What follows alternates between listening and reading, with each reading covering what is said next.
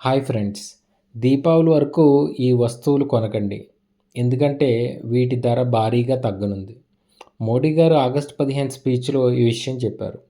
ప్రస్తుతం ఉన్న 12% జీఎస్టీని 5%లోకి, అలాగే 28% ఉన్న జీఎస్టీని 18%లోకి మార్చనున్నారు. Processed foods, dairy products, fertilisers, footwear, mobiles, handicrafts వీటిని 12% నుండి 5%కి తీసుకురానున్నారు. టీవీ 32 ఇంచెస్ కంటే ఎక్కువ ఉంటే అది, ఫ్రిడ్జ్, వాషింగ్ మిషన్, ఓవెన్ మరియు ఏసీ ఇవి కూడా 28% నుండి 18%కి తగ్గించనున్నారు. అలాగే కన్స్ట్రక్షన్ రిలేటెడ్ చూసుకుంటే టైల్స్, సిమెంట్, పెయింట్స్ ఇవి కూడా 28% నుండి 18%కి తగ్గించనున్నారు.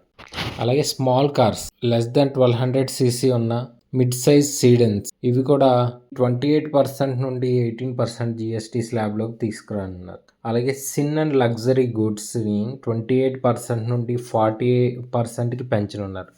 Luxury cars, SUV, engine capacity greater than 1500 CC ఉన్న, లెంత్ గ్రేటర్ దెన్ 4 మీటర్స్ ఉన్న, అలాగే ఆల్కహాల్, టొబాకో వీటన్నిటిని ఆల్కహాల్ అట్ ప్రెజెంట్ జీఎస్టీ పరిధిలో లేదు.